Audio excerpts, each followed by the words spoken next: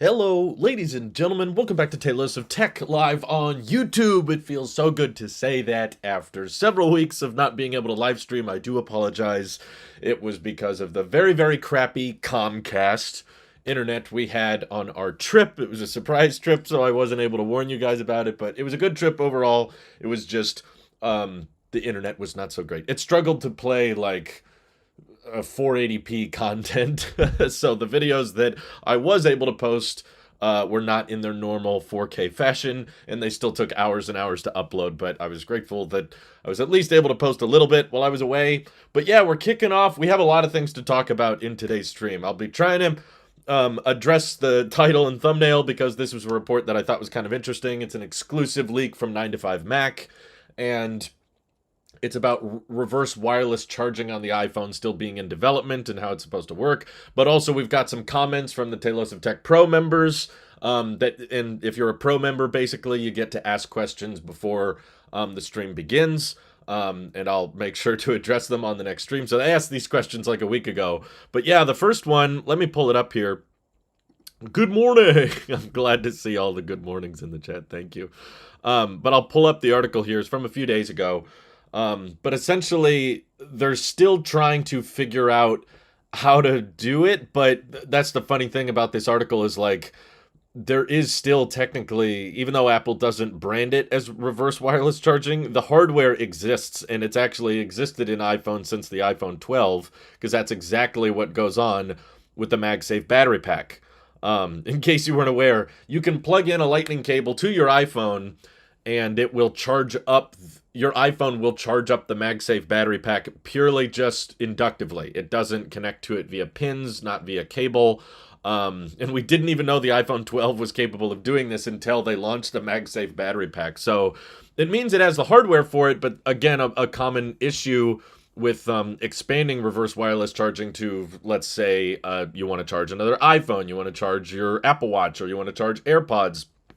The problem with that, which was quickly brought up in the comments of this article, is that the magnets are aligned. The magnets themselves for MagSafe are not bilateral. So the magnets that you put on a MagSafe case or a MagSafe battery pack or a MagSafe wallet, those are aligned differently than the magnets that they put inside the iPhone. So there's like a positive and a negative, basically. So you say this, I want this accessory to attach to this iPhone to snap together and start charging.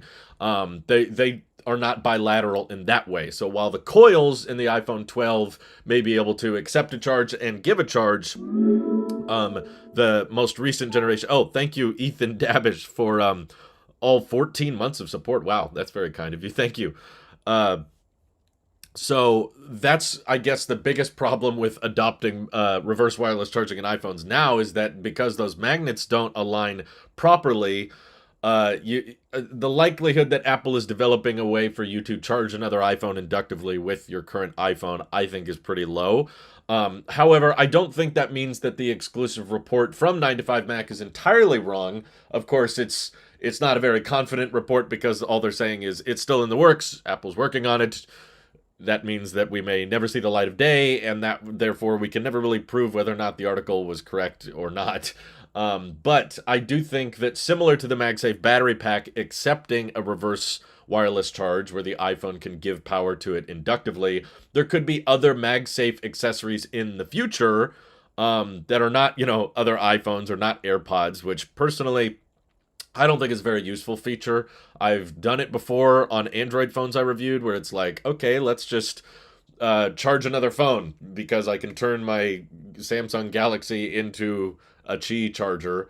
And I've seen some people talk about how it kind of makes traveling easier. Like, okay, you can plug in your phone via cable and then put your phone face down and then put your AirPods or your watch on top of the phone, and now your phone is MagSafe Duo in a way.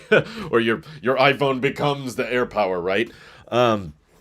So I don't think that feature is likely that what Apple is working on, but I could believe that there's other MagSafe accessories that theoretically could use power. And they want to pull that power from the back of the iPhone, not from the charge port itself. just for the sake of simplicity, the idea of another accessory that could use some form of power. I'm not exactly sure what yet. Probably not a speaker. I've seen Moto used to have modules for their phones before where you could slap a more powerful speaker on the back. But one thing that I was partially interested in was a MagSafe accessory like camera. This is not, I don't have leaks or I don't have, sources or anything like that, but I was brainstorming before I started the stream, like what other MagSafe accessories could exist that could require power? And I thought a camera would be an interesting one because Apple is constantly trying to grow the size of the camera sensor on the back of the iPhone. It keeps getting bigger and bigger and bigger and bigger. Yes, Jordan, it's already on the iPhone in limited capacity, but the report is that Apple wants to expand on it, and I'm basically speculating on how you could expand on it because you can't just say, software update, all right, now the iPhone 12 can charge other iPhones because of at least other iPhones with MagSafe, because the magnets repel against each other. But Apple's constantly trying to grow the size of the lenses to take in more light and the size of the sensors to be higher resolution. And if Apple ever wanted to come up with a really expensive, complicated MagSafe accessory that allowed for you to have a larger lens attachment, much larger sensor than what you could fit in the iPhone, but that little module needed extra power. It wasn't independent. They don't want you to have a cable plugged in powering the camera and then the battery powering the iPhone. If you made a camera MagSafe accessory with better lenses, better sensors, better stabilization and all that, you could slap it on to the MagSafe portion, and then the iPhone could power that camera accessory and therefore take the pictures, take the videos, and then I guess it would have to wirelessly transmit them to the iPhone or, lifetime airdrop or that kind of thing. But this is also why I wanted to do a stream about it, is because I was like, I could think of camera potentials for another MagSafe accessory that could use power, but I want to know if there's any other ideas you guys have. But yeah, the idea of, we're not talking just about an iPhone charging another iPhone. I agree that that's likely not very practical, and that's probably not what Apple's working on, because you would have to fundamentally redesign the way MagSafe works, and it would not be very backwards compatible at all, unless you're specifically advertising it as, okay, iPhone 12 and later can reverse wirelessly charge iPhone 11 and older. That doesn't sound believable to me. So that aspect of the report, I don't agree with. I don't think that Apple's working on a way for you to put your iPhone face down to charge someone else's iPhone. I just don't think that's very useful, and I don't see that many Android users using that in the first place, especially considering how many people use cases and how cases can affect wireless charging speeds in the first place. Mike is right. MagSafe soap dispenser. That's the next plan. Jordan says, I personally prefer the MagSafe battery pack because you can use it with any case. Yeah, I think the MagSafe battery pack's a good idea. I'm not sure if the implementation on the battery pack was that good, because there's lots of competitors that have much higher capacities. And the most annoying thing, in my opinion, about the MagSafe battery pack is it cannot accept a Qi charge. But it can give one and it can take one from the iPhone, but you can't, like, anytime I wirelessly charge the iPhone, I would have to take the battery pack off. And so to me, that kind of kills a lot of the usefulness of it. But like Anker and Mophie, I think, have made other MagSafe battery packs. So I'm not as big a fan as like Apple's specific accessory, but the concept of there being a magnetic battery pack that you can just slap on when you need it and take off easily when you don't. I prefer that to the battery case approach, which is what Apple did for years, where they were like, okay, here's the iPhone 10, here's the 10s, and they didn't do it, I think, until the 11 for some reason. But once the 11 came out, they were like, okay, now here's a case for the iPhone 11, but it has a battery pack in it, but the battery pack has to, it has to plug in through the lightning cable. So it made the case very bulky and big, and it also is more expensive than the MagSafe battery packs were because it's physically more space and ports and everything. And on top of that, once you get a new phone, now that case doesn't work anymore because Apple's constantly iterating the camera bump and moving buttons around a little bit, and now it sounds like changing ports and all that. So you buy the $130 battery case for your iPhone, and then 1 year goes by, now it doesn't work anymore. Whereas at least with the MagSafe battery pack, you could use that on the iPhone 12 mini, And if you upgrade from the 12 mini to the 14 Pro Max, it's still going to work. Like, you can still take it off the mini, slap it on the 14 Pro Max, and boom, you've got extra battery life. Now, the 14 Pro Max probably doesn't need that much extra battery life in the first place, but that's kind of a different discussion. Martin says, reverse wireless charging has much worse efficiency, though it thought it would be neat for accessories like AirPods and such. Yeah, I mean, in general, any kind of induction wireless charging, I feel like that goes without saying, but I guess some people may not know. Any type of induction charging, there's going to be more losses. That's one of the things that MagSafe helps with, and now especially with Qi 2 on the horizon. Qi 2 basically accommodates for those magnets that Apple's putting in their iPhones. Now it means Androids are going to be able to basically utilize MagSafe accessories. Maybe not to the full extent that Apple wants it to, but the magnets will lock, and even the MagSafe pucks like this will be able to. They already charge Android phones, but they will magnetically attach to Android phones that adopt Qi 2 in the future, so you get that extra secure lock. You probably won't get the Apple Find My support if you put a Find My wallet on an Android phone, but you will at least get it to snap on the back, so they'll hold. But the way that whole mechanism works is to have a certain arrangement of magnets on the phone and a different arrangement of magnets on the accessory, which is why the concept of using an iPhone to reverse wirelessly charge another iPhone, I don't believe that's what Apple's working on, because yes, you're right. There would be a lot of losses for that and a lot of excess heat, and it also requires one of the iPhone users to just leave their iPhone face down, and basically you can't use it. And because the magnets repel each other, it doesn't seem like that's what Apple's planning for. I don't think that would work. But what honestly is more practical, if you want to go the route of, hey, maybe for a future iPhone, Apple could let you charge someone else's iPhone using yours. You know what would make a heck of a lot more sense, especially since iPhone 15, hopefully, is getting USB-C. Just use a freaking cable if you're concerned about the efficiencies and the heat loss. And also, of course, I can't use my phone if it's face down charging another person's phone. So is the thought process that one user has to use their iPhone held up like this, and then I use my iPhone on the other side, and we try to hold them? No, like this is stupid. That's not what's going to happen. But Apple has never made, and I don't think engineering-wise you can even do this, but Apple, this is another reason I do not like Lightning. It's not a bilateral cable. We don't have Lightning to Lightning cables, so that's why you can't use like a 2017 iPad to charge an iPhone, because it's Lightning on both ends, and we don't really have Lightning to Lightning cables. I think there's adapters out there that theoretically help you transfer Lightning to Lightning, but I think it's mostly for data recovery. It's not really for charging output.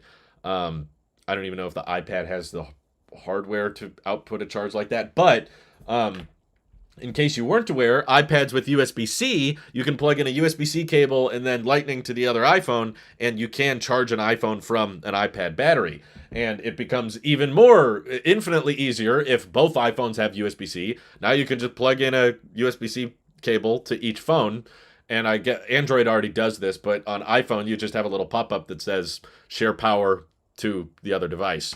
And you would have to confirm on both phones, like, I want this phone to charge this phone. It'd be kind of interesting if Apple could come up with their own, like, thank you, Lucas. Lucas agrees with me. He's like, sharing power between phones over USB-C would be awesome. That would be far less losses, and both users could use the phone.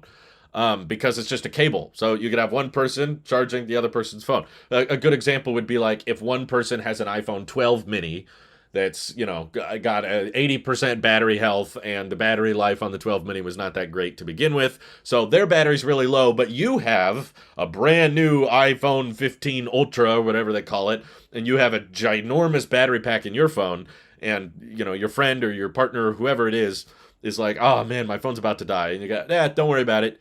USB-C to Lightning cable, plug it into the Ultra, plug the Lightning into the 12 mini, and boom, now the Ultra is charging up the 12 mini, because the Ultra probably has battery life to spare. It'd be kind of cool if Apple had like a smart shared power feature for the iPhone. I could see them bragging about this when the iPhone 15 hopefully gets USB-C. Not confirmed, but pretty likely.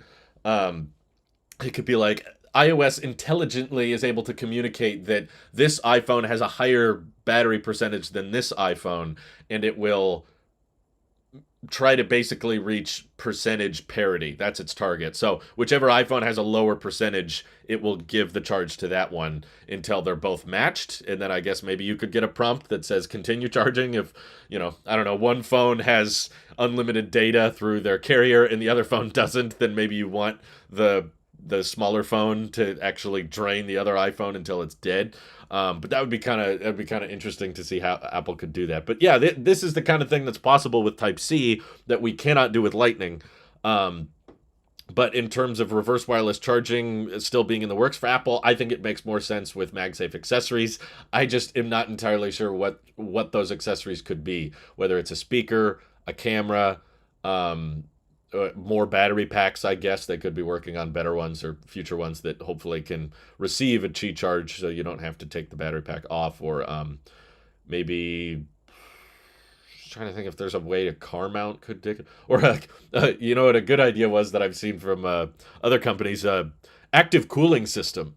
You could come up with a MagSafe. I think there's some companies that already make this. I maybe misremembering, but if you're using your iPhone on 5G with 120 hertz at 2000 nits brightness, maybe you can make a MagSafe cooling system that slaps onto the back of the iPhone, and the fan is able to cool it down a bit, but I guess it would require a reverse wireless charge, which in return would heat up the iPhone more. So I don't know. But I just do not see a scenario where Apple pitches iPhones reverse wireless charging other iPhones. Or even AirPods, because the magnets aren't aligned properly. You would need to put in a different set of magnets to the AirPods. Maybe that's possible. Yeah, Razer did it. Yeah, Razer made a MagSafe fan. It's a decent idea. I don't know what powers the fan, but yeah. It can be automatically turned on when you put the AirPods right on the iPhone. Others seem to have turned on the feature before using it. Uh, yeah, I think that because of the magnets orientation in AirPods, they would still not sit flush with the iPhone. They wouldn't like snap on properly. Um, let's see.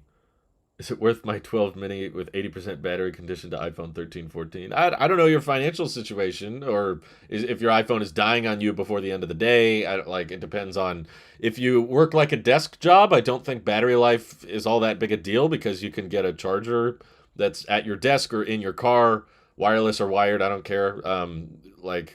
But if it's not making you through the day and you can't charge it as easily, then I would say sure, upgrade to a maybe a 13 mini. I think those are getting cheaper and cheaper, or a 14. Don't buy a regular iPhone 14. The only 14s I think people should consider are the 14 Pro and the 14 Pro Max. And the only reason you should buy those is just because you want the best phone, period. You just want the best battery, best camera, best display of all time. In an iPhone, of course. We're talking. This is an Apple channel, right? So that's why I'm not going to say an Android phone is better than an iPhone. Forgive my bias, but the only 14s you should be considering are the Pro and the Pro Max. Don't get a 14 Plus. Don't get a regular 14. There are far better options that basically offer the exact same thing. So I think that basically sums up my thoughts on the reverse wireless charging thing. O'Kanan says, MagSafe wallet with AirTag Tech U1 inside and a super slim battery that reverse charges from the iPhone. Battery only needs to last 2 weeks or so. When it's connected, it's charging. Oh, that's kind of interesting. I like that. I like the way you're thinking. Because right now, the Find My MagSafe wallet only sends a notification or remembers where it was last taken off. But if it actually had a small, super efficient, light battery in it, then it could actually ping other devices in the Find My network so that, like, for example, the current implementation of the Find My wallet, if you disconnect it somehow or forget it somewhere, it's only going to remember geographically where your iPhone was at the time of that disconnect. So if your Find My wallet fell off while you were on a train or a bus, it's just going to label some random spot where the bus was at that time, and then you get off the train, and now you don't really know where your wallet is. You just know where it came off. But if it had U1 chip AirTag Tech in it, it could ping other encrypted devices, and you could actually get updates as it's moving somewhere. So this is kind of niche. It's not a specific use case, but I do think that it could make the accuracy of knowing where your wallet ended up or something like that would be a reasonable use case of having reverse wireless charging, because it can just top off the battery when it's connected to the iPhone, but it still works in the Find My network when disconnected for, like you said, 2 weeks or maybe even less than that, depending on what they can fit in a wallet of that size. It doesn't have to be a big battery, that's for sure. But I wanted AirTags to be rechargeable anyway, so I'm kind of biased in that way. Even my charger, I misplaced my charger. That'd be kind of interesting if the charger itself had a little bit of a battery in it. Let's see. I was charging my 15-inch MacBook from my new 14-inch M2 Pro MacBook Pro. Oh, that's neat. One MacBook to charge another. That's the beauty of Type-C. That's the power of Home Depot. Yes, but James, you're correct that the reverse wireless charging will degrade the iPhone battery faster. But also, so does fast charging. So does using the phone. So does 5G. So does using the camera. Basically using the phone is bad for the battery health, if you want to get that specific. But yes, reverse wireless charging would definitely be worse than just charging another phone via a cable, but both are still going to affect the battery health. Apple never explicitly said they'd make a USB-C iPhone. They said they'd comply with the law. The mandate allows portless. No, it doesn't. I feel like Jordan is not reading the law. The law says that if the device is large enough to accommodate a port, which the iPhone definitely is, they have evidence of that.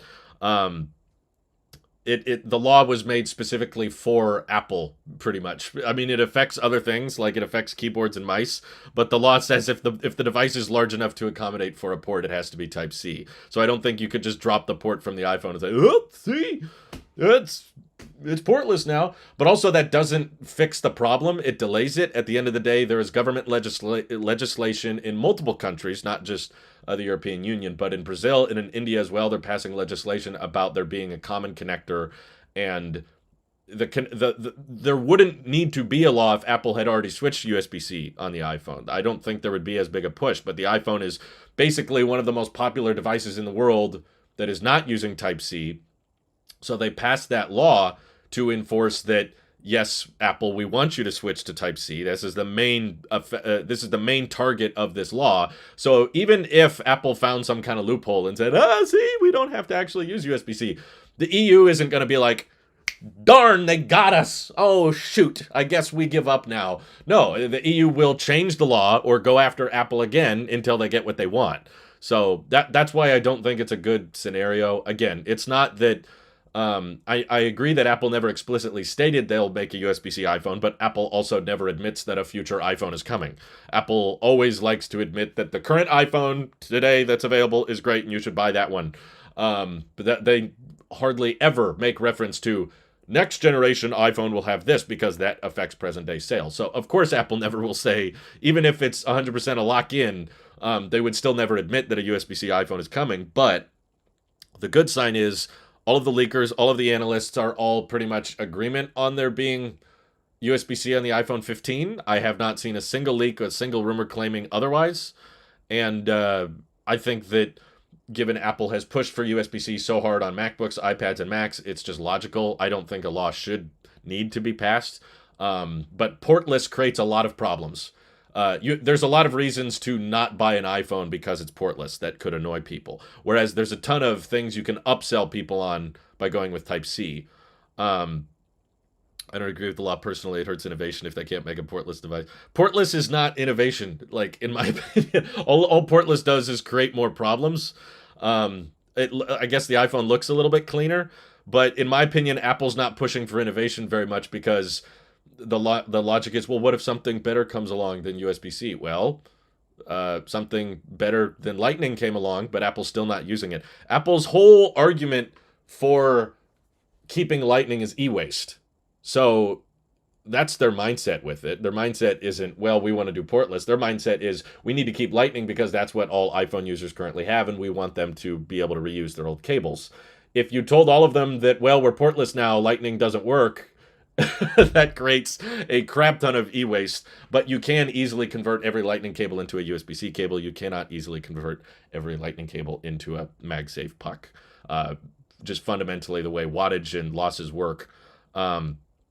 It's not the government's job to tell private companies how to build their devices. Well, it's not our job to dictate what governments. I mean, don't live in the EU, I guess, if you don't like it. But it's their land, and they have a agreement on this is causing e-waste, and I think the government is arguably trying to. I agree that they often overstep their boundaries, but in this particular case, uh, there's a lot of problems that happen when different phones have different connectors. And we're seeing this exact same problem in the United States because we don't have a common agreed charge port. We have a bunch of EVs using NACS and a bunch of EVs using CCS, but the European Union just agreed very, very early on all EVs should have the same connector. So they don't have the same problems that we do here in the US. So for the sake of bettering the user experience for the end consumer, if you want your iPhone to be portless, it can be portless. Just pretend the Lightning port or USB-C port isn't there and just only use MagSafe. But the logic that any cable that someone is using, oh, I can't charge my phone because this is for a different company, they just want to eliminate that frustration. But it's a long rabbit hole I've gone down many times. But you're not going to change my mind on it regardless. There's things the EU does that I don't agree with, but that is one thing that I think is honestly depressing that there has to be a law about. I feel like Apple should have switched to USB-C on their own. I don't think especially when Apple themselves is the one that helped design USB-C and they're pushing for USB-C and they brag about USB-C on the iPad. And portless doesn't really solve anything. All portless does is maybe make it a little bit more water resistant, but not really. The biggest problem with water resistance in iPhones is the speakers and the microphones, not the ports.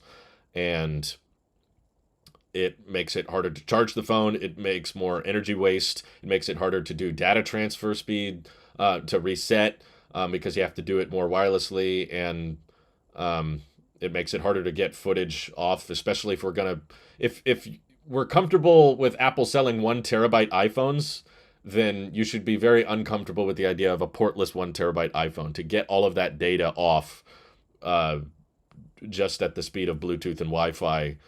It's inherently always going to be much slower than what you could do via a port. But like an SD card slot can connect to several different types. No, you can't make, fundamentally the way USB-C is shaped, you can't make a port that can do Lightning and Type-C. If iPhones were to exclusively go portless, I would legit switch back to Android. I still think Qi is a crappy standard for charging, especially when used as the primary method. I got nothing. I mostly use MagSafe and Qi, but I got no issues with keeping a port around. I don't think it hurts anything. It's not taking up that much space, and it creates a lot of inconveniences and a crap ton of e-waste to get rid of the port. And I've run lots of polls on that, and even in the techie community, people do not want most people are not in favor of portless. But there's a lot of people that want USB-C, and the average consumer is just going to want the path of least resistance. So if you just ask, grandma or everyday people, I think they're more likely to say, sure, just keep Lightning, I guess, because that's what I have and that's what I use. But they can adapt you can adapt the average consumer to Type-C way easier because the average consumer likely already has a USB-C cable of some kind, and you can easily include a Lightning to USB-C adapter, and there's no losses, there's no complicated tech. Those adapters exist, although converting every Lightning cable into a wireless charging coil, that's a lot more complicated because a lot of Lightning cables have 5-watt bricks on the other end, and with the energy losses in that, you will not be able to get a wireless charger to charge the iPhone at all or very quickly at 5 watts on the other end of that brick. That's why most wireless chargers have at least 7.5 to 10 watt bricks on the other sides. I don't like government regulations in general, but I still think this is still a regulation I agree with. It's forcing Apple to make the iPhone better, which is why I don't fight it. It's like, we mandate that the iPhone should have higher data transfer speeds, faster charging, and more reverse charging options. Dang it! Why are they forcing us to do this? Come on, man. Let's see. So, yeah, I think that we've done that conversation to death, so I should probably start addressing some of the Tailosive Tech Pro questions. What possible features of an Apple car can make Drew abandon his Tesla? I cannot think of much, asks Makima. Um, I would say definitely NACS. I would not consider any EV that doesn't have access to the supercharging network. And that's the funny thing is other EVs, if they used the NACS connector and they put it in the same place as a Tesla, they would have access to the supercharging network. Tesla has opened the standard. They have said people who use our connector can supercharge, but no one has taken them up on it yet except Aptera, but they're not in production yet, so it doesn't really count. So I guess what possible features would be software. I feel like one of the main reasons I love my Tesla is the well integrated and ease of use software. I like that there's no start button. I like the mobile app. I like how you can just route to a supercharger and it automatically preconditions the battery pack. And when you plug in, it just starts charging. That simple, it just works mentality is what I would like. And I do think that one of the few companies that could make car software better than Tesla is Apple, but Apple doesn't have their own car, and I don't think they're going to personally. So I guess price would be the other one. So software, NACS, and a low cost. I would not be interested in a $100,000 Apple car, which is most likely what Apple would do if they did make a car. So sadly, I don't think there's very high likelihood of those things happening. But if you're saying what could Apple do that would make me want to abandon my Tesla? Those are the three main things. It's just like really well done software for infotainment, for navigation, Apple Maps, and basically the enhanced CarPlay experience, supercharging access via the NACS connector, and a lower price. I won't drop $100,000 just because it's Apple. So I hope that answers your question. Nate Tech says, when do you think the first Apple event will be? Spring event, more than just site refresh, as I don't see that as an event like some two YouTubers do, or not until Dub Dub? That's a good question. I think if there is a spring event, it kind of has to be for a mixed reality headset, which I'm not particularly excited for, but I feel like now that they've done site refreshes in October for the iPads, in January for the Macs, and the HomePod, Apple seems to be back on the like site refresh for minor updates. Whereas before in 2020 and 2021, Apple seemed to love having events for anything. They didn't even need to have much to announce. They just be like, oh, we're going to have another event and another event. Whereas now it feels like they're going back on the mini event where it's like, they don't send out invites, right? You just wake up one day and there's a newsroom post, but then Apple uploads like a 10 to 20 minute YouTube video that's filmed like an Apple event, but it's not really live. You can watch it at any speed and at any time. It's just an uploaded, edited video. So the only situation now where I could see a spring event happening is if they have a big announcement like a mixed reality headset, which I still feel a little bit iffy on whether or not I believe the reports, but I'm definitely leaning more towards it's not completely made up based on how specific the reports are getting from Bloomberg. But if there's no spring event, if there's no mixed reality headset, then I don't think there will be a spring event. I think there could be a site refresh for, I don't know, just random iMac becomes available with the M2 chip, or random iPhone color drop. There's one more color option for the iPhone 14, site refreshes, I think, for the minor stuff, but nothing else really rumored, or, Apple Music Classical has been rumored for years and that still hasn't happened. I don't think they're going to do an event for minor things like that. And Dub Dub is like more for sure, obviously. So I guess he asked a couple more questions. If spring event, what will be included? So yeah, mixed reality headset if there is a spring event. But if there's no mixed reality headset, I don't think there will be a spring event. What will be announced? If not until Dub Dub, then what will be announced in hardware? I'm trying to understand what you meant. What hardware will be at Dub Dub? I'm hoping that we get a Mac Pro at least by June. And I would hope an updated Pro Display XDR with that as well. I guess there could be an iPad Air refresh, but we got the Air 5 not terribly long ago. It's not like there's much they can add to it. I guess they could just throw an M2 chip in there. But again, I don't think that would be in an event. That would probably be a site refresh. And then he says, what do you think will be in iOS 17 versus my wish list? So now he's asking like iOS 17 predictions versus what I wish happens. And I don't know. Like, I gotta go back over my wish list. Probably not much, knowing my track record. There's usually a big list of things in my wish list, and then none of them happen. So I don't have much hope, honestly. Um, but I do think iOS 17 will, from what the rumors are saying, it's not that massive of an upgrade. So it will probably be compatible, at least, with all the devices that can run iOS 16. So at least that. Um, what else was on my wish list? Yeah, I'm probably not getting a charge limiter as much as I want it. And yeah, I need to go back and watch. But knowing my history, I'm going to guess not very much from my wish list will make it, unfortunately. But that's okay. Thank you for the questions, Nate. Sorry if I didn't go into that much specifics because iOS 17 predictions is basically like shot in the dark because it's software. It's very easy to keep all that internal. There's basically no leaks or rumors surrounding iOS 17. But whatever my wish list was, I'm going to guess that like 90% plus of that won't make it. But Marngel has a big question here. I think I may know why Apple hasn't switched to USB-C yet on the iPhone. According to a former Apple employee that I know via proxy, the company kept ordering an excess amount of Lightning ports in 2017 and 18 when the iPhone 10 and 10s were sold and underperformed in sales in those years, so Apple is stuck with Lightning for this long just so they can get rid of excess inventory. Take this with heavy grain of salt. I don't know this former Apple employee personally. It's what my friend who works with that former Apple employee told me, but I see no reason why he would lie to me. It does seem to make sense logically, in my opinion. What is your take for this possible reason? Or do you have a more logical reason that would explain Apple not switching to USB-C on the iPhone? Yeah, it's.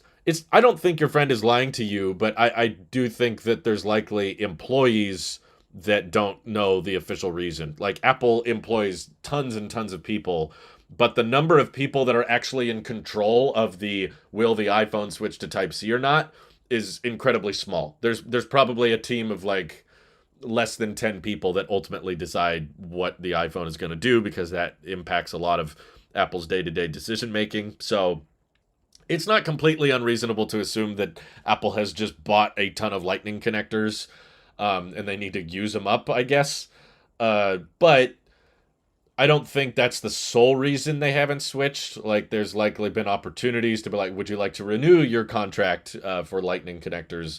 And Apple's on the fence still. It comes back to the same, like, well, should the iPhone have a different connector than the iPad? What's the e-waste going to be caused if we switch to USB-C? Are we going to lose out on money made from the Made for iPhone program? But that's kind of my, I guess, counter argument to that is, well, if they have a bunch of Lightning connectors, and if they seriously make so much money from the Made for iPhone program, I don't believe they do. How many of you guys, like, think in your household right now, or just in your life over the past 10 years, how many third-party Lightning accessories have you actually bought? Like, a Lightning adapter or a Lightning that's not made by Apple, right? I'm not talking about Lightning accessories, period. I'm talking about third-party Lightning accessories that you didn't get from Apple, like a charger or an adapter or a CarPlay connection or that kind of thing. Think of how many are in your house. My guess is it's probably like not that many, like less than 5. I don't know. Maybe some of you use all kinds of Lightning accessories that aren't made by Apple. SD is saying 4. So if Apple is making $3 and $4 in profit off of every one of our third-party Lightning accessories, I don't think it's that profitable of a business. Maybe they make $1 million off it a year, maybe $3 million. But to Apple, that's pennies. That's nothing. Like, I don't think a lot of people's mindset has been that Apple won't switch to USB-C because then they will miss out on the Made for iPhone program and they won't make as much money off of it. I don't think they make that much money off it in the first place, and I think you could argue that they would make more money by adopting USB-C, by convincing more Android users to switch. And let's see, I could buy a USB port for 20, I don't know how to say that, 0.2 pounds. Apple will get them much cheaper than that. Yeah, I'm sure they get them real cheap. It's just like, does the question Marngel was asking is like, will they have a bunch in stock and they just don't want to have a bunch of Lightning connectors to throw out basically if they switch. let's see, third party maybe two or three. Apple probably about 50 billion with as many freaking A lightning cables I have laying around. I don't understand why they still ship those cables with AirPods. I know they ship them everywhere. So I guess that's why I have a harder time believing the report is like, sure, I'm sure there's a factor with how many lightning connectors do we have in stock, but I don't think that's the deciding factor. Um, Ultimately, they are probably asked by their suppliers, do you want to make more of these, or do you want to stop making more of these, or do you want a smaller order of these? It's not so much the cost of the connectors, it's more of the amount they have in supply, and they don't want to just have a bunch to throw out, I guess. But I feel like there's enough lightning accessories and there's enough lightning iPhones out there. If they really make that much money from the made for iPhone program, then you could sell all of these lightning connectors that you've already bought in excess inventory and sell them all, because even if the iPhone 15 gets USB-C, there's still going to be a very large amount of lightning iPhones in existence that will still want accessories, I guess. So interesting point from a potential source, I guess, but I don't think that's the sole reason. Moon River says predictions for 2023. I think the iPhone 15 lineup is going to be a bit more exciting than both the iPhone 14 and 13 lineups because of the big switch. I think because we obviously all these live streams we end up talking about USB-C on the iPhone again. It doesn't feel like a big change, but in my opinion, as far as like year over year iPhone upgrades go, this is definitely one of the largest, biggest shifts for Apple to finally agree to put a connector that's on all Android phones onto the iPhone, and that could allow for faster speeds, faster charging, more charging options. Like I said, you could charge another iPhone with your iPhone. Can't do that now. Could do that with USB-C. And the dynamic island being standard and the camera bump growing and getting a periscope lens for the first time. So even though I'm not really in the market for the iPhone 15, I'm happy with my current iPhone and I don't really see a need to upgrade it or replace it in the near term. I still, just like how people watch, reality TV shows, or just how like people watch, they keep up with celebrities on social media, or sports teams and how their teams are playing. I like watching Apple and seeing their strategy with their designs and what features they want to implement in all of their hardware. So I'm still excited for what's to come. Like, I'm interested to see how Apple is going to market and pitch the Mac Pro. I'm not going to buy it, but I'm interested. Same thing with the iPhone 15 is like, I'm curious how they're going to price it, what features are going to be standard, how the A17 chip is going to perform, and how they're going to adopt Type-C, and how they talk about it, how they boast about it, what features could they come up with for it. I'm excited, but I'm not in the market for it. So I think basically to answer Moon River's questions, the iPhone 15 is probably the most interesting thing Apple's doing in 2023. Outside of that, I mean, it will be, I guess, kind of nice that we should get a 15-inch MacBook Air for the first time this year. That's still rumored to come out. I'm not sure if it's probably not going to be until like October or November. I wouldn't expect it at dub. But I do think it'll be kind of refreshing to have a thin and light but still big MacBook, because Apple hasn't really designed one of those like ever, basically. And I know a lot of people that like having the bigger display on the MacBook, but they don't need that much power. And that's the other thing about the M2 and M3 chip is like they're getting so much faster that the number of people that really need an M2 Pro or an M2 Max chip, every year that number shrinks, because we're running out of use cases where having that extra performance really pays off. Battery life is appreciated, and I think that would probably be the strongest reason to go with a 15-inch MacBook Air. Is it'll probably have a very efficient chip, but a much larger battery than what the 13-inch MacBook Air could have. And battery life is a bit more universally appreciated. Whether you're a pro or an average consumer, there's no limit on how much battery life is enough, right? Like, even if we had a battery life of 10 days, there would be people saying, it'd be nice if we could get 12. So I'm excited for that in terms of the MacBook space. In terms of the pros, we got our big update in January. Big, it's not that big, but they don't update the 14-inch and 16-inch MacBook Pros very often. Typically not even annually. It tends to be 18 months or 14 months, 15 months in between refreshes. So because we just got new ones in January, we're probably not going to get any new 14-inch and 16-inch MacBook Pros this year. I don't even really know if we'll get a 13-inch MacBook Pro refresh. That one's kind of weird. It's still sitting around on the website with the M2 chip. I'm pretty sure the only reason it's there is because it's cheap and they reuse a bunch of parts for it. So it's not very expensive for them to keep making it. But if anything, I would say the 13-inch MacBook Pro will be discontinued. I don't know about this year, but maybe next year. Um, and in terms of more HomePods, we just got one. So Ming Chi Kuo was saying not to expect a new HomePod Mini until next year. So yeah, as far as the iPad lineup goes, iPad Pros also don't get refreshed annually, so I don't think we're going to get new iPad Pros this year. Um, will the 13-inch MacBook Pro go the way of the iPod? Yes, Mike. Very much so. Thank you for bringing that up. So yeah, looking out at Apple in this following year, I think that the main star of the show in 2023 is going to be the iPhones. I think that the iPhone is getting all the attention, and maybe a mixed reality headset. That would definitely get a lot of people talking, and that could be, again, I don't feel super confident that it's coming because it's been delayed so many times, so I'm skeptical of any reports surrounding it, but the Bloomberg reports have been getting more and more specific, and the rumored timeline of the launch has been getting, it's still delayed, but we're getting closer and closer at the same time. So it's like the delays are like this, in reality is like this, and it's slowly getting closer. So I'm like, maybe I'm wrong. For the longest time, I just didn't think Apple would make it. And the more I'm seeing Apple fail when it comes to, like, not just Apple, but the industry fail when it comes to augmented reality glasses, which is, I think, clearly what Apple wants. I don't think Apple really wants to do the head-mounted strap thing.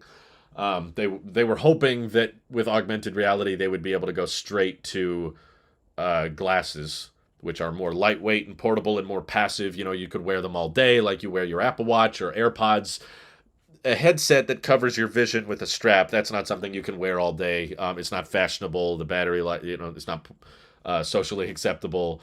But maybe Apple's just accepting that the glasses is a lot more complicated and a lot further out than they originally expected. So if we're going to get into the augmented reality space, the headset might be the only way to do it, and glasses just aren't possible yet. I've been saying that for years. I didn't think the technology for glasses was here yet, but I remember saying that in 2017, and I was thinking maybe by 2020 or maybe by 2022, the Apple Silicon will be efficient enough and we can get augmented reality glasses, practical enough that they could mass produce them. But all this years has gone by, and I've seen other companies do augmented reality glasses, and it's just not catching up. I think it's a lot more complicated than we thought, and it's probably what Apple's discovering too, is like trying to miniaturize all that tech, projector screens and thin glasses. And also the problem with glasses that I've discovered in my, real life usage of sunglasses, and I know people with prescription glasses, and I'll probably need prescription glasses at some point in my life. I'm already noticing I can't see things from far away too easily.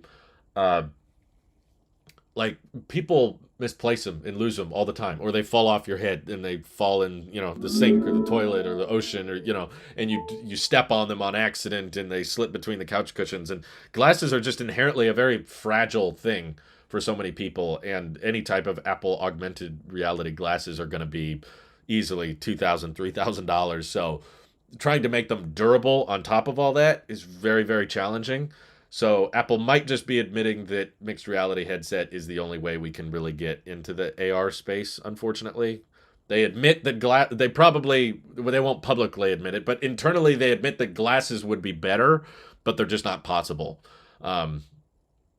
USB-C is huge, but only for the pros, assuming they limit the speed on the base device. I disagree. I think the main reason people want USB-C on the iPhone is not for the data transfer speeds. That's a nice perk, but if we added Lightning 3.0 to the iPhone, which exists, Apple made that, it still wouldn't alleviate most of the complaints. Most of the complaining I see from Lightning versus Type-C is that people want a single cable that can charge their Mac, iPad, and phone. At least that comes up for me a lot. I want to be able to charge my phone with the same cable I charge my iPad, or someone coming from Android wants to be able to charge their iPhone with the same charger as before. It mostly comes from port symmetry between devices, not so much Lightning is slow. I don't think that's part of it, but I don't think that's the main motivation. So I personally think USB-C is still a big deal, even if the speed is identical to Lightning. which is part of the rumor. But Ming Chi Kuo was the one saying that the Pro iPhones would get high-speed USB-C and the regular iPhones would get USB 2 Type-C. So I still think it's a big deal for the entire lineup. And the other reason it's a big deal is it doesn't just apply to the Pro iPhones or the iPhones in general, because if Apple's admitting that Lightning is done, we're done with that connector now, that means AirPods also got to switch to Lightning. That means the Magic Mouse and the Magic Keyboard and the Magic Trackpad. That means everything else needs to start moving over to Type-C. So, the Apple TV Siri remote switching to Type-C, that's like a foreshadow, I feel like. It's a warning. But the iPhone switching to Type-C is Apple like seriously putting their foot down on like, okay, this is the last connector. This is the big port that we're going to have for everything moving forward. And that will affect all the accessories. That will affect every AirPods. That will affect every Mac accessory. That will affect adapters. So yeah, that's why I think this is a kind of a big announcement. It's not so much just the iPhone 15 lineup. You charge it a little bit differently. Like the biggest thing of the year is the death of Lightning, essentially. I'm not saying that every Lightning accessory will be gone by the end of 2023, but we'll at least know, hopefully, that by the end of 2023, Lightning's time is certainly limited. If the iPhone 15 is switching to Type-C, then it's only going to take a year or two before basically all Lightning products are gone from the site, which is, in my opinion, a pretty big deal. But yeah. I see your comment, Joshua. Hopefully we can see it here. The decoy effect in Apple headphones, AirPods 3. So yeah, I said that in my buyer's guide that I thought AirPods 3 were trying to prioritize Pro features for a market of people. It's prioritizing Pro features for a market that isn't pros. Like, that's my issue with AirPods 3. Like, on one end of the spectrum, I understand people that just want wireless headphones for cheap. They're not audiophiles. They don't care about active noise cancellation. They don't care about any of that. They just want to be able to hear anything that their phone is playing without a wire. In which case I say, sure, AirPods 2, you can buy them from Apple for pretty cheap. You can even buy them cheaper on Amazon and get them for pretty low prices. And honestly, like my parents are a good example. Like my dad, he wants to use headphones when he's mowing the lawn or working out or doing that kind of thing. And he doesn't buy AirPods because he's always like working and doing stuff like cleaning the lawnmower, working in the backyard, doing landscaping, that kind of thing, or running around. He doesn't like the little bud design because they fall out of his ear easily. And he's tried regular AirPods and stuff. And the other thing is he just doesn't like the idea of, sweating a lot or working out or working outside with headphones that are expensive. And in his mind, like $130 might as well be expensive, even though we might not think that's a lot. So he found on Amazon, they're Bluetooth headphones, but they still have the wire, just one wire going from this ear to the next. And they were like $30. He found those on Amazon for $30, and he's very happy with them. And he's the opposite of an audiophile. Like, you could probably use the old, like, original iPhone earbuds that came out, and he would listen to those and be like, yep, they sound great. Like, he just does not care about audio quality. He just wants to be able to hear as long as I can understand what song is playing, and if I'm listening to a podcast, what the person is saying, as long as I can hear that, I'm good. And he will continue to buy super cheap Bluetooth headphones. And there's no amount of convincing I could do to get him to buy AirPods 2 or AirPods 3, because his mindset is, well, I'm probably going to break these. So if I'm going to break these, I'm not going to spend $130 on them. I want to spend $30 on them. So for his demographic, that's perfect, right? Thank you for the support, by the way, Bart Jansen, for 17 months. That's an insane amount of time. Once you get 24 months, your badge should update. So thank you so much. My dad found the original Pixel Buds. If you can find the original Pixel Buds for $30, I guess, yeah. I don't know what brand they are, but he's very happy with them, and he likes the sound quality. And my mom is the same way. She found a pair of headphones on Amazon that are like $20-30, and they're Bluetooth, and she's happy with them, and she uses them all the time. So it's like, yeah, on one end of the spectrum, you have people that just really want cheap, basic headphones. And then you may have some people that are in the middle that are like, okay, well, I want it to sound a little bit better than that, and I want it to be from Apple, right? I don't want some third-party knockoff. I want the W1 or H1 pairing method where you can just open the case and it pops up and hit pair.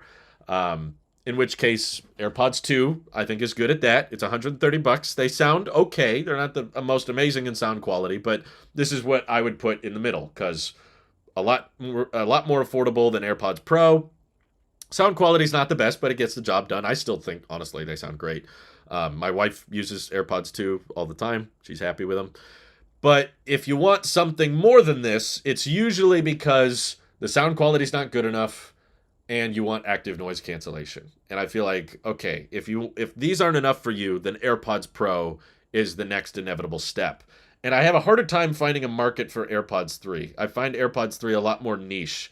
It's like, okay, they sound better than this, but they don't have the noise cancellation. And I feel like if you're the type of person to care about sound quality, you will probably also care about noise cancellation. But I said that in my buyer's guide that I would say, yes, you can buy the AirPods 2. Yeah, AirPods Pro 2 are amazing. I would say those are like period best headphones you can buy, just straight out.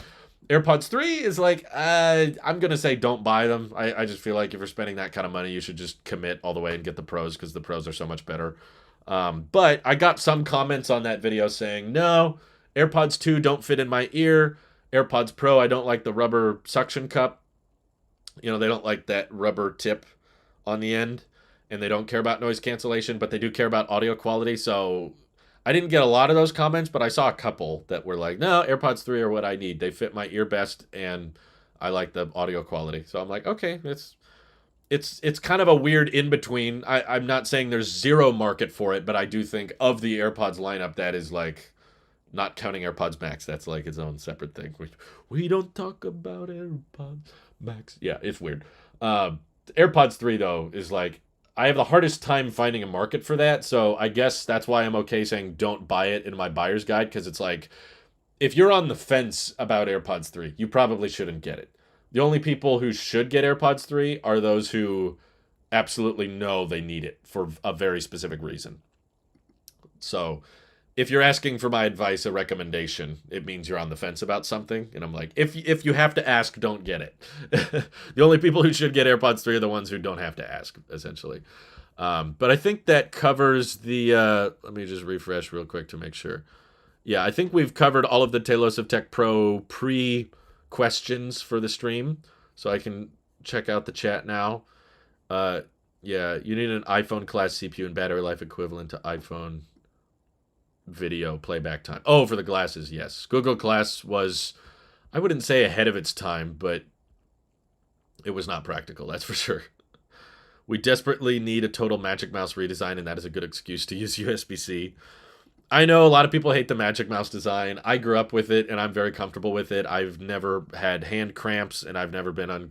I always just tell people that feel uncomfortable using the Magic Mouse, you're holding it wrong, you know? But I genuinely believe it, too. It's like, I've tried other mice, and I can't edit as quickly as I can with this.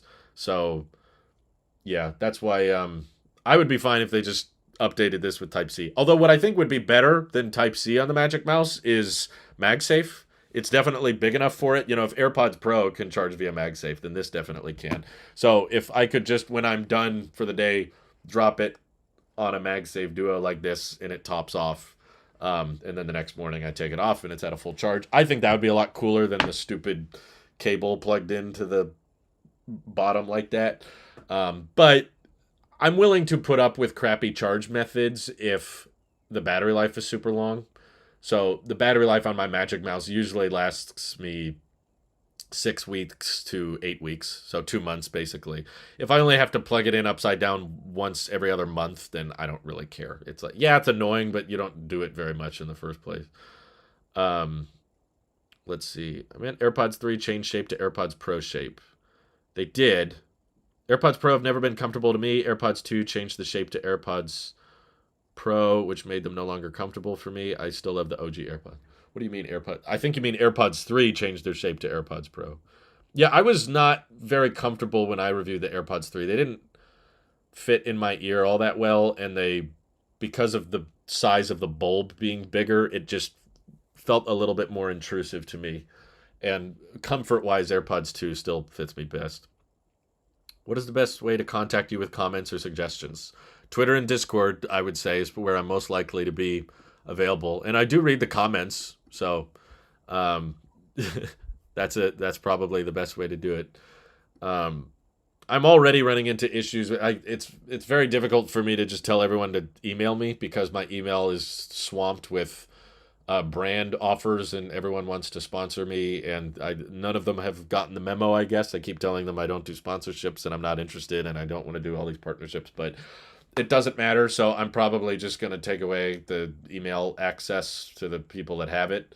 But I already don't make it super well obvious. So I'm sorry if you don't have Twitter and Discord. Then I I don't know how else you want me to reach out to you, because I can't just put my email out in the public anymore, because then it gets swamped and you're going to get buried. You'd basically have a better chance of reaching me in the live chat than you will my email. Um, so, but I'm on Twitter and Discord pretty much every day I'm working. I tend to be offline on weekends and stuff, but Magic Mouse XL should be a good idea for people with bigger hands and more comfort. I mean, I have huge hands. I can one hand the 13 or 14 Pro Max, no problem, and I can reach every part of the display. And I've still used this for 12 years, and I've never found it uncomfortable. And I haven't found other mice more comfortable personally. I think it's just a personal preference thing. Some people like to use their mouse a certain way, and other people like to rest more of their hand on it, and other people want just to let the wrist sit on the desk and move the mouse around with their fingers. My dad is the same way. Like, he also huge hands, but he's been using the Magic Mouse for 12, 15 years, and he's still very happy with it. So I feel like if it was bad enough, Apple would have changed it by now. There's a lot of things Apple has changed, especially with Macs. Like, they got rid of the butterfly keyboard. They got rid of the touch bar based on, I like the touch bar, but enough people were complaining about it that they got rid of it. And they brought back HDMI ports, and they brought back SD card slots. They've brought back a lot of things based on criticism, but they haven't changed this, which makes me think, I know a lot of people complain about it, but it's probably not enough. Otherwise, they would have scrapped it a long time ago. What are you guys talking about? DL. Thank you for the super chat, Asael. Are you saying dynamic DL would be useful with the menu bar and it would make iPhone and Mac uniform? DL. Are you trying to... It sounds like you're saying dynamic island, but DL brings benefits rather than the white bezel and chin on iMac. I mean, I think dynamic... Island starts with an I, just so we're clear. I don't know why we're using L, but... I think it looks clean when it's not moving. But if you just go on your Mac right now, or I don't know, next time you have a Mac available, just switch between a few applications and notice the size of the menu bar change. Like, I'm noticing how big the menu bar gets when I'm in Final Cut versus when I'm in Discord versus when I'm in Twitter versus when I'm in Chrome, when I'm in Safari. The menu bar options are constantly fluctuating. And if you were to bake the size of the menu bar based on how many things are in it, then when you're just using your Mac normally with Dynamic Island, it would be doing this. It would be like all the time. And I think it would get old and kind of jarring really, really quickly.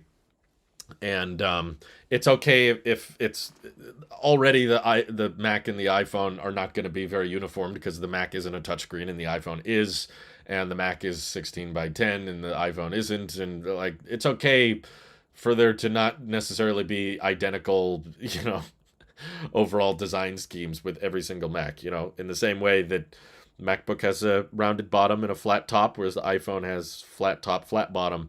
iPhones are made of stainless steel and MacBooks are made of aluminum. There's all kinds of things that don't really match, but that's okay. There's volume buttons on the side of the iPhone, but the volume buttons are part of the keyboard of the Mac. It's just for different form factors, it makes different sense. And I feel like for the MacBook form factor, the notch makes more sense than the Dynamic Island does. Let's see. Magic Mouse Ultra, only the top half is touch, faster tracking, Type-C, custom action buttons. That'd be kind of funny. I'm trying to visualize that now. The Ultra Magic Mouse. Beautiful. Let's see. They should rename the Apple Watch charger, because there would be so many good other uses for it, like charging AirPods, which it already does. I agree. I would call it MagSafe Mini, because now that there's a lot of people charging their AirPods Pro with their Apple Watch charger, why call it the Apple Watch charger if it charges more than just the Apple Watch, right? So yeah, I'm in agreement with that. Just rebrand it to MagSafe Mini. So we have the MagSafe for the big phones and MagSafe for the small devices. And you could even maybe fit MagSafe Mini on things like the Magic Mouse. Um, but yeah, Apple Watch uses a different circle, but they're all magnetic circles at the end of the day.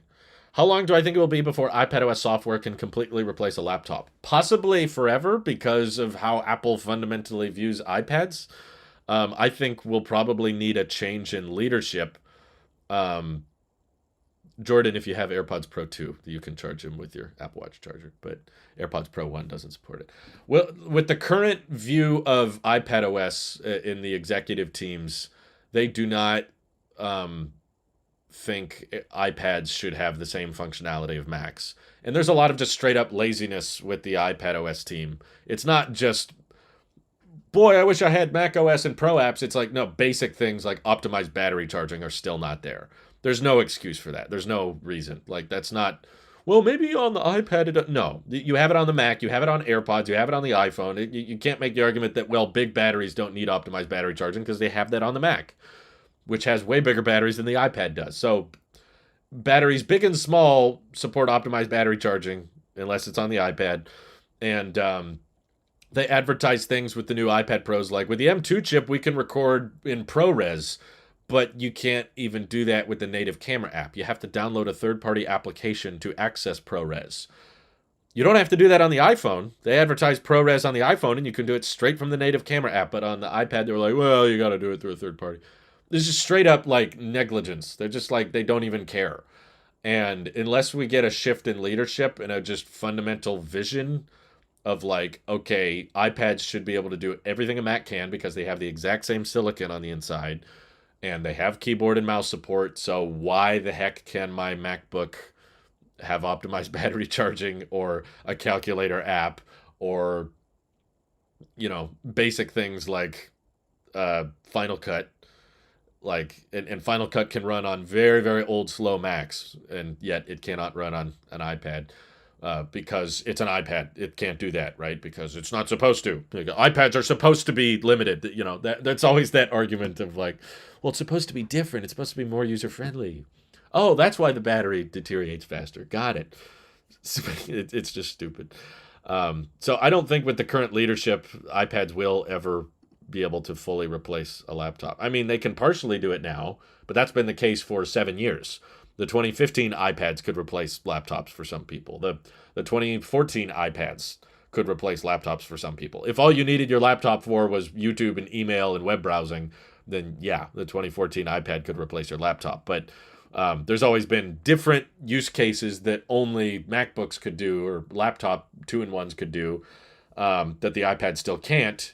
And it's been like 7 years of, well, the iPad's still good at the basics, though. And it's like, yeah, I get it, but I feel like the iPad has room for growth. And it is not something inherently wrong with just treating the iPad as, okay, maybe it's good for the basic tasks.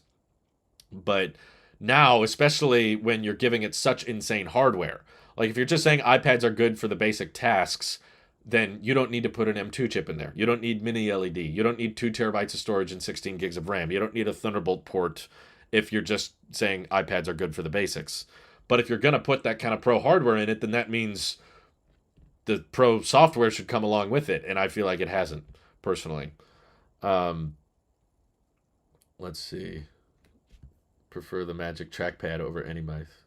Yeah, I guess I forget that I use mine on my MacBook all the time. It's not disconnected, but I do have it. Let's see. Never used to agree with you about iPads. Use my 12.9 inch all the time. Then I got an MacBook Air M2 a month or so ago. Now I just end up reaching for that. Exactly, yeah. There's all these situations where you're like, oh, well, my iPad can't do that. Why? Because it's iPad. You can't say that, like, my iPad can't do all the things that my Mac is doing just because of the hardware.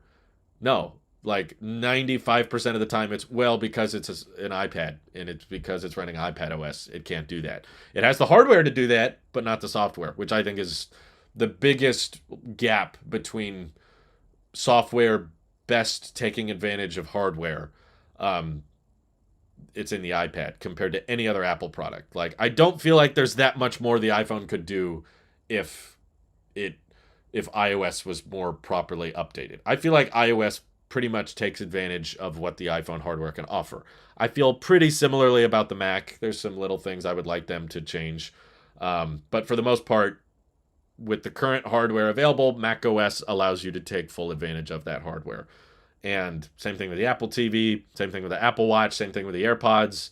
Um, there's not a bunch of software limitations in those products, but the iPad has this huge number of like hundreds of things basically that it could do, but it can't because of the software, which I think is a huge shame.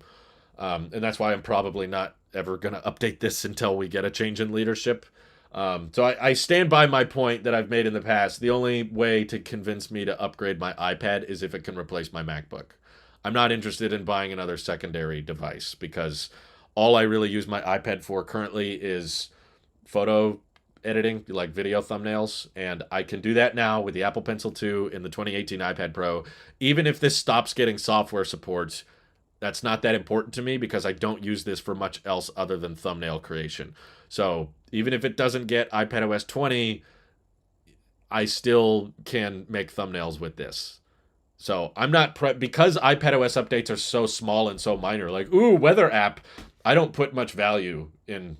Well, what if it stops getting updates? It's like, who cares? Like, okay, if the YouTube app doesn't work anymore, I'll just open Safari and use it through the browser, which Safari will probably continue working several years after this stops getting software updates. So if you want me to buy another iPad, basically you have to fundamentally rewrite iPadOS or offer dual boot macOS and also have better ports, better display, bigger display, better battery than what is currently offered in this hardware. So if you make an iPad that's better than my MacBook Pro, then I'll buy that one. That's how you get me to buy one. But if not, then I'm just going to keep using my MacBook Pro personally. And I know when I say that, that could be never. I understand. That means I might not ever buy an iPad again. But yeah, I'm just like Shawnee. I still use my 2018 iPad Pro because literally nothing has changed. Yep, that's how I feel too. I've seen the Mac OS mode patent for the iPad, and I'll be for that, but it should be able to run Mac apps at the bare minimum now that they have the same CPU. No, I agree. It's something. Like, it was a little bit different when, yeah, like Burkhardt is saying, iPads were great back in the Intel MacBook days. Now that MacBooks are so great, a lot of iPad advantages are no longer relevant. Exactly. When you had the Apple ARM architecture on iPads, but you had x86 on the MacBooks, it was like, okay, the iPad has some compromises, but it has really great performance and really good battery life, and it's a lot smaller and a lot lighter than a MacBook. But now that the ARM has made its way into the Macs, it's like, okay, you don't really have those same counter arguments anymore. It's like, but the iPad can still do this. It's like, well, yeah, but it's been doing that for years.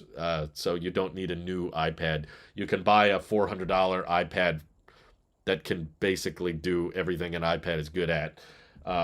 So I've always said that, you know, if you're spending $500 or less on an iPad, iPadOS is probably fine. There's still things I wish they would fix, but for the most part, it's fine.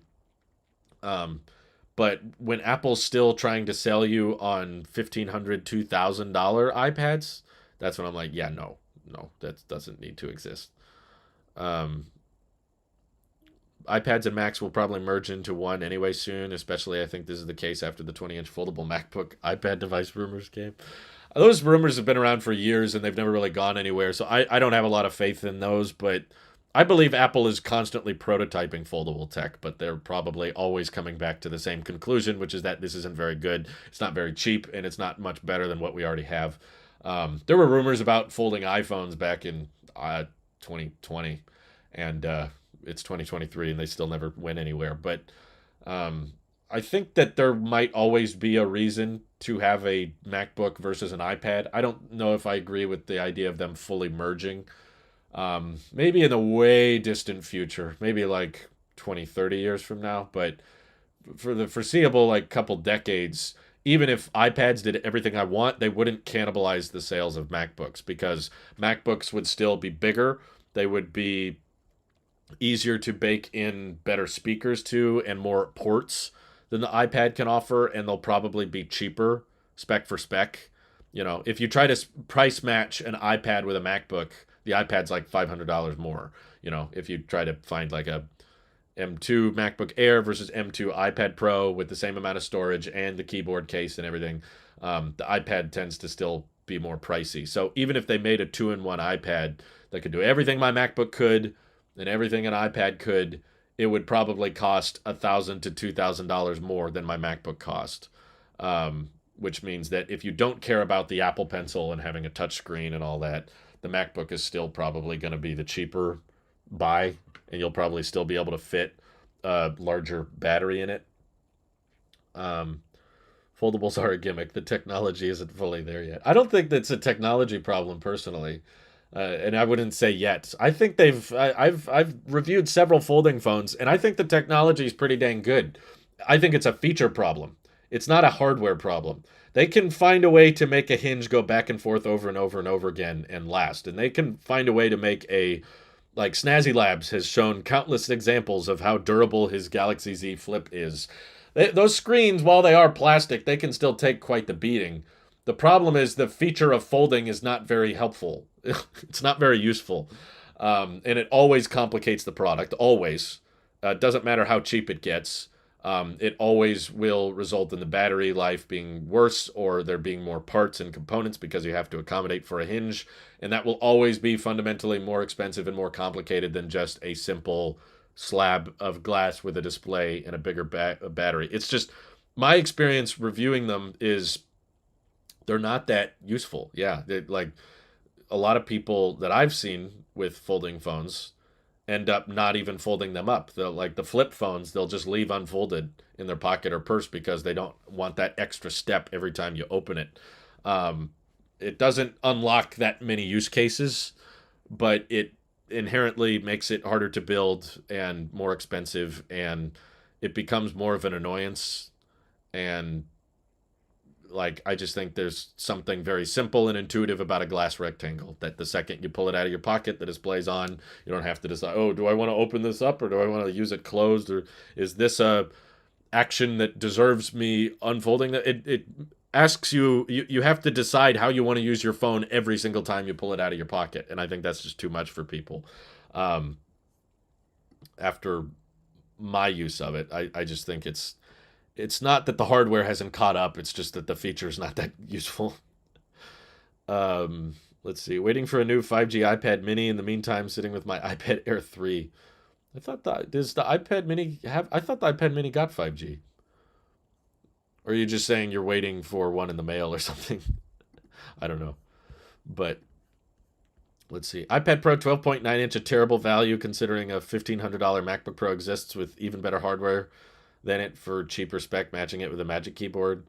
I agree, but you know, the argument is, well, some people want a device that can use the Apple Pencil and has a touchscreen for note-taking, and the MacBook can't do that. And I'm like, okay, but if you just need the pencil for note-taking and that kind of thing, you don't need the $1,500 iPad. You can do that with a $400 iPad now.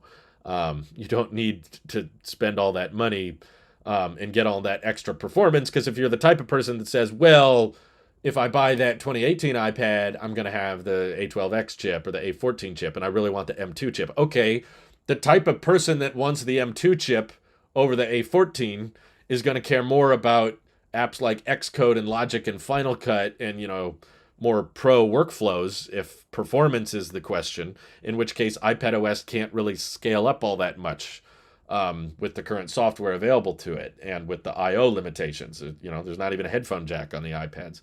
So the likelihood of you prioritizing M2 but not caring about software, I guess, is just pretty rare. Let's see. Jasmine says, you tend to be very pessimistic when it comes to most leaks and rumors, and rightfully so most of the time, but where's the time where you truly were wrong and surprised Apple went about a crazy rumor? Most of the time, I feel like I'm wrong. I don't know why people listen to what I say so much, but obviously there was all these leakers and all these analysts all claiming at the same time that the Apple Watch Series 7 was going to be squared off, which was totally wrong, completely. And then once the Series 7 came out and it was all rounded off and you know, even more rounded than before, everyone thought, oh, Apple must have changed their plans at the last second and the Series 8 is going to be squared off. Clearly, the rumors were right. Apple just pulled a fast one on them. Nope, that was not right either. It was clearly fabricated leaks that were made to throw people off, not by Apple, but by fans. I've I found proof of that later. But yeah, there's lots of times where leaks end up being very very wrong. Like the refreshed iMac was rumored for years, and there were several reports claiming that it was going to be like one size bezel, black all the way around, and it would basically just look like a Pro Display XDR, but happened to be an iMac. And that couldn't have been further from the truth. The actual Apple Silicon iMac with white bezel, big chin, 24 inches, not 27. Yeah, that was a big, flat out wrong. So that's what's made me fairly pessimistic about a lot of leaks and rumors, is that I've seen a lot that people have gotten excited for that have ended up not happening. So I try to be a bit more reasonable about it, but that's why I don't use the word confirmed very much. Yeah, a squared Apple Watch would be uncomfortable to wear. Personally, I found myself really liking the rounded design. Like, I think this looks better than what the rumored squared off Apple Watch was going to look like. And I've noticed that anytime I pick up an old phone, an older iPhone, with the rounded chassis instead of the squared off, it feels way more comfortable in the hand. And like maybe the squared off edge design was kind of new and flashy and the latest and greatest in fashion. So when the iPhone got squared off, I thought it looked better. But now that it's been around for a while, and I've used the iPhone 13 Pro Max for well over a year, and before that I used the iPhone 12 mini, I'm kind of less impressed with it now. Because whenever I pick up I know 5 people in my personal life that have the iPhone SE 2. Whenever I pick up those phones, they feel so much more comfortable, and I kind of like the rounded glass because it kind of matches my Apple Watch too. And when I pick up older iPhones, I notice how much gracefully they sit in my hand. But maybe it's just because I'm used to holding a big brick of a 13 Pro Max with the squared off edge design. But I really think long term, I'm no longer impressed with the squared off edge design. Like it used to feel new and clean, and this is the latest generation. But now it's like it's been around for 2.5, 3 years, to the point that it doesn't wow me as much as it used to. So now I kind of miss the rounded design, and I'm kind of excited that the iPhone 15 might be going back to more of a rounded design. It sounds like for both maybe the front bezels and the rear chassis as well. Um, let's see. I meant waiting for a newer model since the current Mini exists already over a year. I hope they do something cool with the iPad Mini 7, but knowing Apple, I get the feeling that they'll probably just throw a new chip in there and call it a day. I really want it to get like ProMotion, but I feel like Apple's going to continue to restrict ProMotion to the higher end iPads. So the biggest update of the iPad Mini 7 is just going to be now it has a A17 chip instead of a A15 or whatever. Uh, iPhone 10 to 10s was peak iPhone design. I don't know if I can crown it as peak, but I do really like it. I really like those rounded designs, and I kind of miss the 5.8-inch form factor as well. I really like that size. I think it's not too small, not too big, and my preferences change over time, but I guess I find myself missing it more because I'm probably just using my phone less since I've dealt with smartphone addiction and stuff, so I've had to delete a bunch of apps off my phone so that I'm not on it all the time. It's hard when your work is a lot of the time tied to the news and being engaged with my audience. So I want to, if I'm not careful, I'll just spend hours and hours on my phone every day, just on Twitter and Discord and YouTube. And I had to scale back on that because I think it was damaging my mental health, and I was just spending way too much time on it. So that's made me kind of miss going back to the smaller phones and that kind of stuff. Burkhart says he's going to sell his iPad Mini 6. He's no longer using it. I feel like that's what iPads turn into for a lot of people. Is they realize like, oh, wait a minute, a lot of this stuff I can do on my phone anyway. Whoops. Let's see. I hate it when people say confirmed when something is leaked. It's not confirmed. I know. It drives me nuts. But, the reason they do it is because it works. They get instantly more clicks just based on that word confirmed. it's a shame I'm so picky about my content, you know. If I wasn't such a honest, like, no, don't use confirmed in the title, I would be making so much more money. But hey, more money, more problems, and I don't think money doesn't buy happiness, but it's definitely life is more problematic when you don't have money. I can't remember who said it, but I was listening to a podcast one time, and I remember them doing research on it. They were like, money doesn't make you happy after a certain income. Like on average, it was something like up to $70,000 a year. That's when money no longer makes a difference. Like the people making 70 grand a year versus the people making 10 million a year tend to not have that much difference in happiness levels, because as you have more money, you find more things that are out of reach that you can't afford. And you know, if you've seen the videos on what happens when people win the lottery, it almost always goes horribly. Like it's very exciting for the first couple months, but then they blow it all and they lose a bunch of relationships and friendships in their lives because everybody starts asking them for money, and that kind of that changes their personality, and that changes how they spend and where they live and what they prioritize, and what relationships they keep and which ones they don't.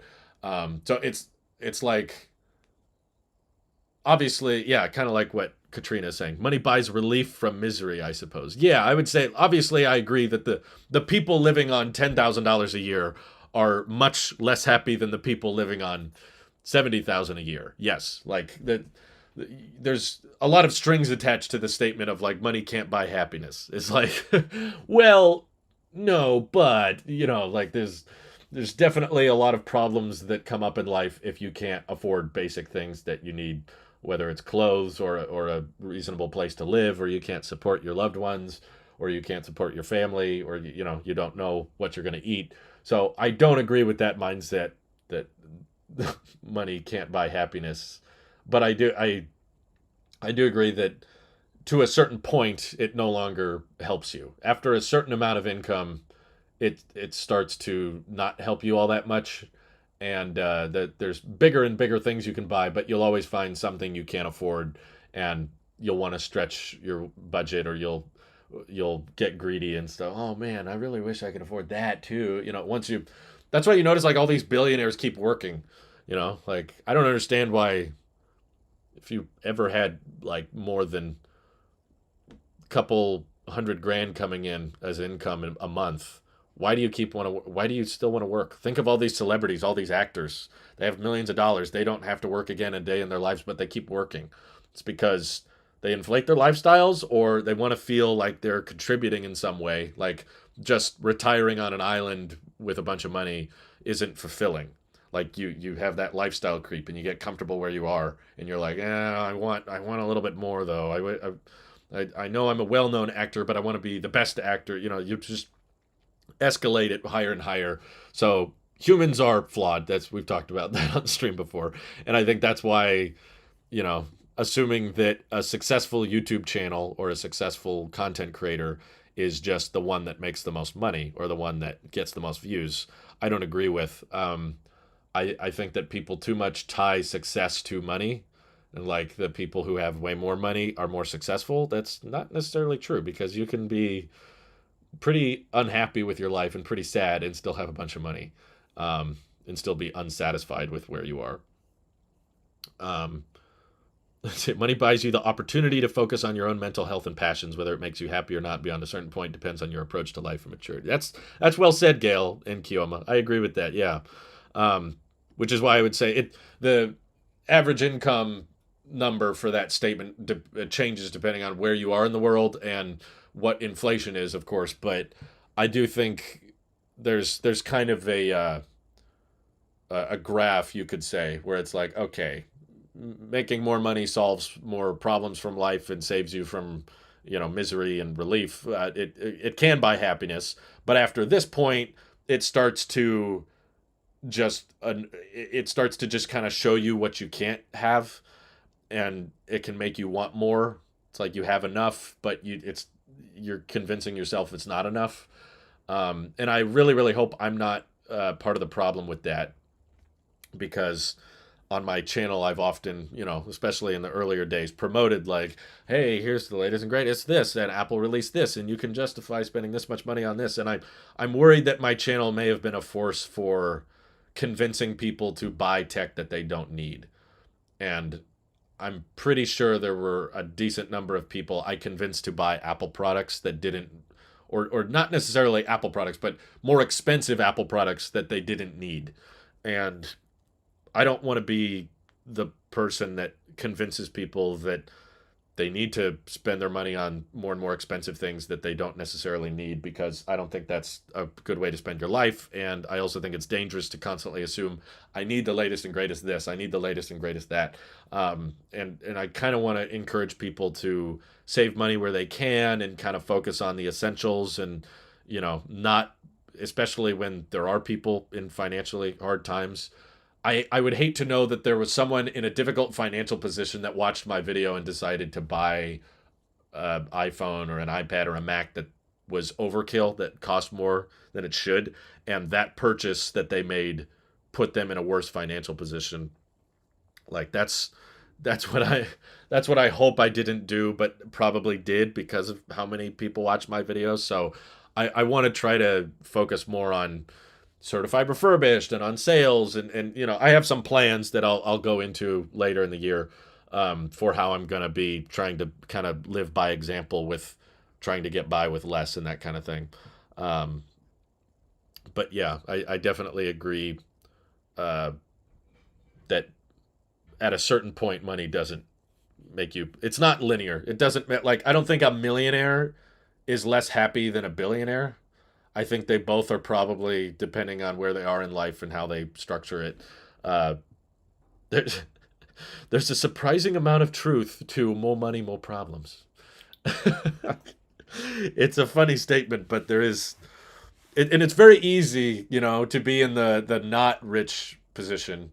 It's very easy to be middle class and look at a billionaire and say, oh man, I would be so much better than they are, than that person, that greedy billionaire, and how terrible they are, and they don't solve all these problems, and they're weird in their family, and they have all these marriage issues. I wouldn't be that way if I was a billionaire. I think it's very easy for people to fall into that, and they don't realize that the responsibility and pressure involved with having that kind of net worth or that many assets, it changes you. And you'll probably, in that process, if any of you out there, you won't, but if any of you out there ever stumbled into or inherited or won the lottery, you know, and suddenly had several $100 million or something, you'll probably learn more about yourself than you ever knew. That you just never have the ability to know if you don't actually. It's easy in the hypothetical to be like, oh yeah, you know, I'd do all the good things and I'd be a good friend to all my existing friends, but also your community around you can change a lot. It's not all just on you, but your friends and family may start to look at you and treat you very differently if they knew that you had that much money. So that affects who you trust. That affects who you let close to you. That affects who's a personal friend and who's an acquaintance, once you see how they change based on your life. I've even had that personally happen. Not that I'm like a millionaire or anything, but I've had friends change once they saw me, you know, make a living at YouTube and treat me differently based on that, which is sad. Tailosive Tech Recession Edition. Let's see. I don't want to be a millionaire, just enough to satisfy myself and give away enough charity. Yeah, that's a good way to look at it. For sure. It's not about having a lot, it's about chasing a lot of money, never being satisfied, better being better than person X. True. I think it's kind of both of those things, but yeah. I think that you should probably not hold yourself responsible for other people's interpretations of your content. You're pretty realistic as a content creator, to be honest. It's not like I think I should be. No, I don't take sole responsibility, but I do believe I have some influence on people's buying habits, with this channel, because clearly most of what we talk about is Apple products. There's occasionally a Mint Mobile video, occasionally a Starlink video, and occasionally we talk about non-Apple things, but not regularly. It's mostly Apple stuff. And in previous videos, I've definitely made a point on I really need that 120 hertz, or I really need that OLED, or I really need that extra performance, or that extra storage, or that bigger size. And there could have been some people that were on the fence that saw me and said, well, Drew seems really happy with that, and I want to be happy too, so I'm going to buy that one. It's still ultimately their decision. You're right. It's not sole responsibility, but I want to be an influence for good, not for money hungry or view hungry, which is something unfortunately that's very common in the tech community, is just people putting straight up lies, fabricating stories, or putting confirmed, or overhyping things that aren't true all the time. And I don't know, because I can't read minds, but I don't know if those content creators actually believe what they're saying, or they're just pretending to believe what they're saying for the sake of the channel. But I've just come to terms with myself that I cannot do that. I cannot say one thing and believe another just so that the video performs better. Um, I don't know. There may be other channels doing that. I don't know if they're just super gullible and they're just reporting on every single leak as if it's fact and believing it. But I know my personality, and I know that I can confidently say, I'm only telling you what I think. I'm telling you when I believe something, and I'm telling you when I don't believe something. And if I don't believe something, even if that results in the video performing worse, it doesn't matter to me, because if you don't have integrity and you don't have truth to your word, and in the same way, like in those old videos, like I talked about, where I pushed for, yeah, I want the biggest, I want 10s Max, I want 11 Pro Max, I want the biggest battery, the best display, or I need 120 hertz, pushing people to spend more and more and more. That was what I believed, that I wasn't lying. That was my mindset. That was like, I care about this, and I think I think this is worth the extra money. I think this can be justified. Um, and I think my mindset as to why I considered it a good thing when I first started doing YouTube, and when my channel first started getting traction, was YouTube had a very anti-Apple stance for the most part. There were a handful of Apple channels like iJustine and Everything Apple Pro, and um, was it Soldier Knows Best. There were some people that reviewed Apple, but for the most part, there was a lot of hatred and Apple sheep, like bad mentality, right? Of people just saying, if you like Apple products, you're an idiot or you're a moron. And I wanted to send the message out there, and it feels like the community has shifted. There's a lot of channels that are just talking about Apple now, and there's some channels that used to not really talk much about Apple that now talk about Apple all the time. I feel like the landscape for YouTube tech has shifted a lot to be a lot more accepting of Apple since I started, because I definitely don't remember that many Apple channels when I was first doing YouTube videos. It was like two or three. Now there's like hundreds of channels that pretty much only talk about Apple. Um, yeah, like I feel like the motivation I had to make those videos was, it's okay that Apple is expensive because they prioritize things that we care about in our products. We care about the software, we care about the resale value, we care about the longevity. So I had this defense, like the Apple sheep was the defense lawyer, right? That like, it's okay to like Apple products. That was my big message. And now that the narrative of tech YouTube has shifted to be more accepting of Apple, I feel like I don't really need to defend them all that much, because there's probably 5 to 20 channels that are going to defend everything Apple does regardless. And there's even a lot of people in my own community, in my comments and live streams and stuff, that defend Apple more than I do. Now I go on the offense a lot of the time and they go on the defense. So I'm like, okay, well, now that we've accepted it's okay to be Apple sheep, I would like to be a positive influence on the decision making, because there's clearly a greater and greater wave. Just look at Apple revenue and iPhone sales, how it's changed over the past 6-7 years, and iOS market share is growing drastically. So there's more and more people buying iPhones. Okay, what's the kind of personality, what's the kind of influence I want to be? It's to try to convince people that it's okay to not buy the biggest and greatest, and it's Apple's great, but you don't need to blow all your money on the latest and greatest, especially when the changes are getting more and more incremental, especially if you're not in a good financial position for it. So that's just what I think is best for me. And again, it's just what I believe currently. Um, but yeah, I'm not going to name names. I see you guys dropping names everywhere. But I don't want to start drama or anything. I'm just telling you what I'm comfortable with. I don't mind what other channels do. They can do what they want, but I'm just saying I can't be comfortable with it. So Gigi, thank you for the super chat. Wish list for a perfect Apple foldable. Jeez, the perfect foldable is no foldable at all.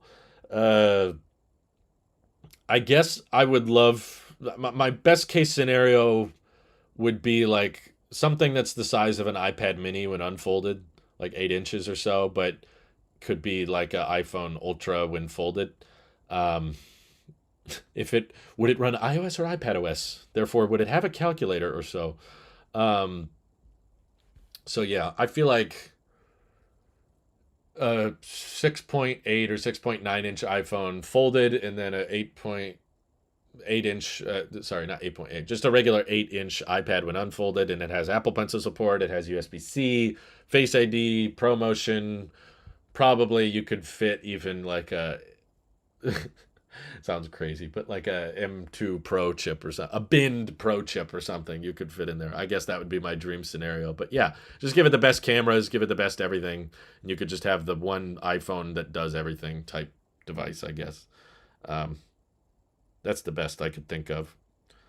Um, all right, I think I've been live for a while, so I'll probably wrap it up here. Oh, wait. Let's see. J Money, thank you for your support. He says, I would buy a fully spec'd out MacBook Pro. Fair enough. Well, it's at least good enough to understand that you don't need that and you don't have the money for it. That's okay. Don't think that just because you don't have the money for something that means you're not successful or whatever. And Burkhart, thank you for 11 months of support. Please make Will the 13-inch MacBook Pro go the way of the iPod when you have nothing else to do. We're getting close to that point, Burkhart, so I might as well make it, I guess. But I appreciate your guys' support, and I appreciate you guys tuning in. And I really hope you have an excellent rest of your day. More videos to come. Stay tuned. Have an excellent rest of your day. Bye-bye.